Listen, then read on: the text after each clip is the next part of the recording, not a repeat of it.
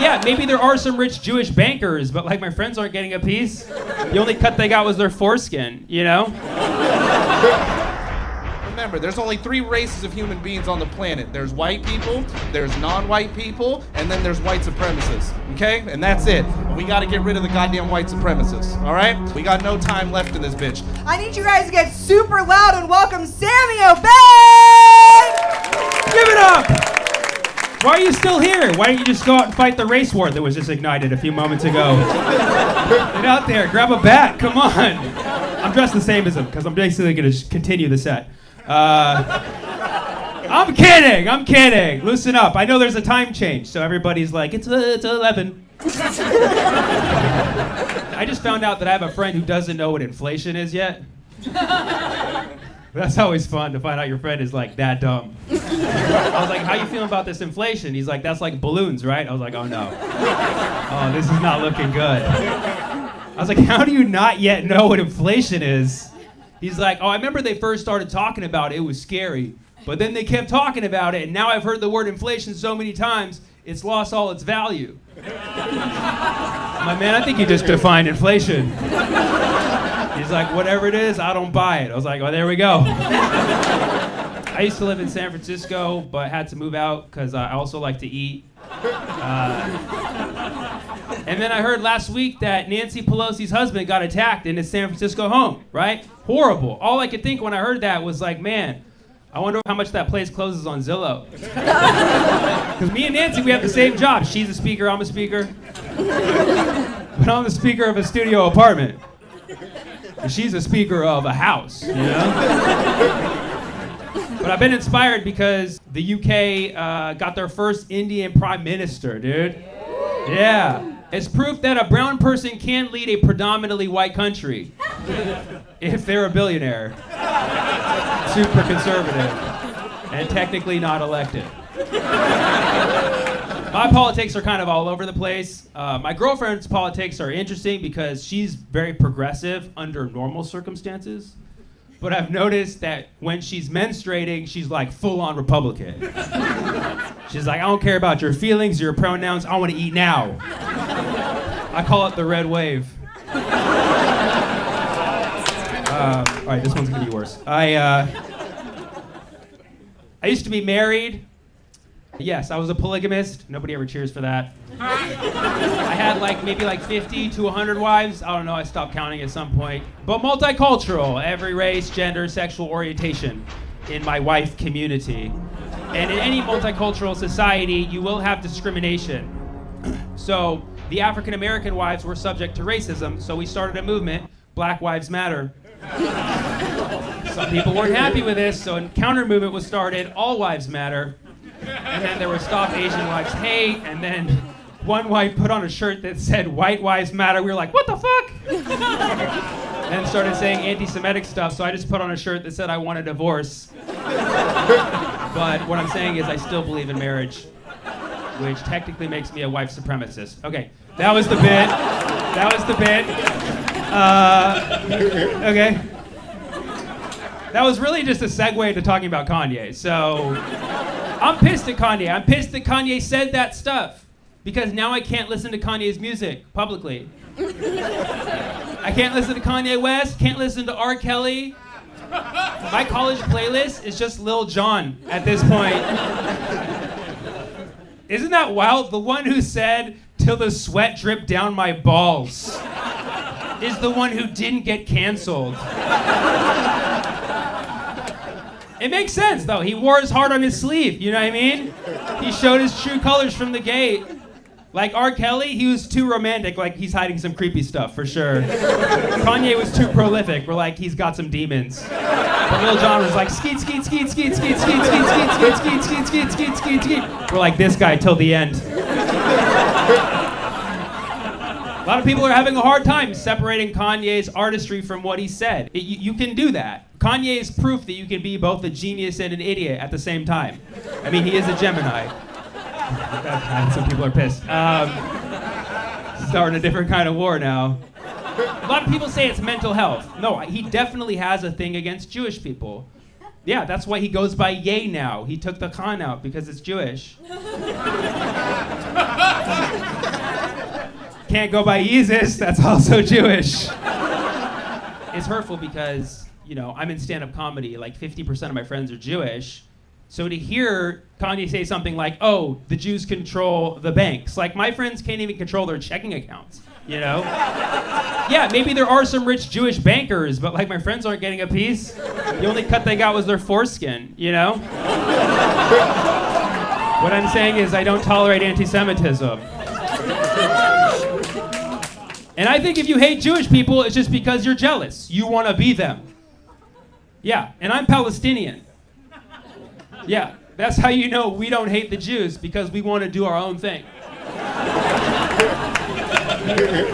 It's been a stressful year. 2022, the year we found out the Cold War never fucking ended. Right? Yeah. I have a friend who gets real mad when you call it a war, but he's also the kind who's like, I don't like titles. He's like, we're not at war with Russia. If it was a war, we would have soldiers over there. I was like, we do. Her name is Brittany Griner. Her weapon is hash oil. She's a POW. And she's not a small person. She's 6'9". That's a big prisoner of war over there in Russia. Okay, for those of you who do not know who Brittany Griner is, she's a player for the WNBA. For those of you unfamiliar with the WNBA, it's a basketball league for women. And for those of you unfamiliar with women, get in line, brother. Brittany Griner is sentenced to a Russian prison cell for 9 years. And I never would have thought that in the same year I would buy 2 free Britney shirts. And people try to say it's a double standard. What if she was in the NBA? No, I don't see it as black, white, man, or woman. I see Brittany Griner as a fellow stoner. Potheads, this is our battle. It's our time to show that marijuana is a human fucking right. And if you don't believe that, you haven't tried OG Kush. Laced with some raspberry hash. Ever since Brittany got locked up, Stoner's been real silent. I guess they've been smoking indicas. And a lot of people are like, well, what are we gonna do? What are we gonna do? She's in the cell. She's in the cell. No, we could free Brittany if we give the Russians the prisoner that we have that they want. Have you heard of him? His name's Victor Bout. It's called The Merchant of Death. Sounds like a decent guy. He's a merchant. He's a businessman. Yeah. But you have Americans like, we can't give them back the arms dealer. He sold weapons to many countries and started civil wars and fueled coups. I'm like, yeah, you're right. That's America's job. Can't be taking that good work in this economy. Got to keep that for ourselves. I think there's a double standard for sure.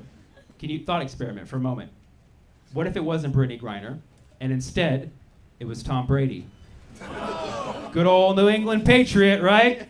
All the East Coast would be flooded with free Tom shirts, maybe not his wife, but free Tom shirts all around. Be like, well, we've got an arms dealer, but Tom's also an arms dealer, you know what I mean? He's also a ringleader. We'd have him free faster than a ball deflates, you know what I mean? Brittany Griner is like the Tom Brady of the WNBA, talent-wise, except her wife actually stands by her. All I'm saying is, if we can free a Britney from her dad, we can free a Britney from a Vlad. All right, thank you so much. I'm Sammy Obeid. Nobody brags about being sober anymore, unless it's to a cop. Right? People think it's cool to brag when you're not sober, right? Like, man, I'm so high I can touch the sky. Or like, man, I'm so drunk. Yeah.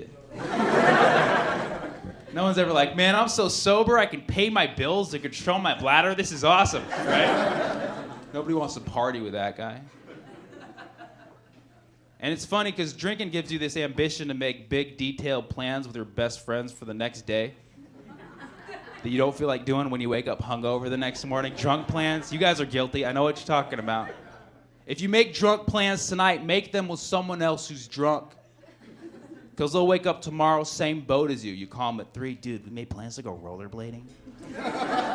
Dude, it's okay, we were drunk. Make plans with a sober person, you wake up to 5 voicemails. Hey dude, it's 9 a.m. I'm at the dock. You said you want to go canoeing?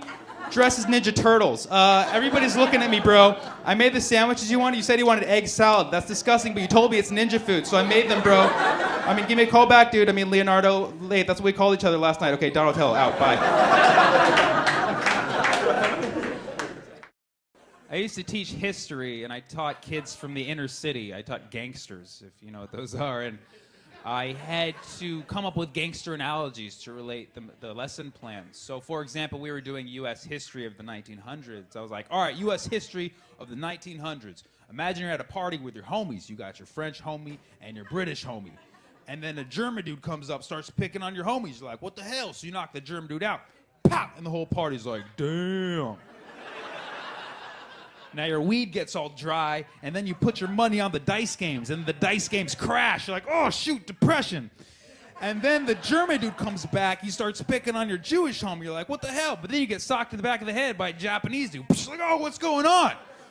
You take out the German dude and the Japanese dude. Pop, pop. The whole party's like, damn.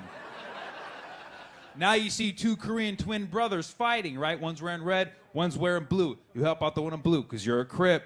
You know what I'm saying? Then you're like, shoot, I'm gonna go holler at this Vietnamese, Ho Chi Minh, right? That's her name, Chi Minh. She's a hoe. You're like, what's up, Ho Chi Minh? You looking good, girl. She splashes orange soda back in your face. Meanwhile, across the party, there's a Russian dude straight staring you down, really cold. The Russian dude's like, what? You're like, what? And nothing ever happens. There's an Iraqi dude burning up the rug. You chase him out the party. He disappears for 10 years. You give your Somalian homie a sandwich. You get a blowjob in the bathroom from a girl named Monica. You're like, my bad. And that's the 1900s right there. That's all it is. Thank you guys so much. I'm Sammy Obeid. You guys have been fantastic. Thank you.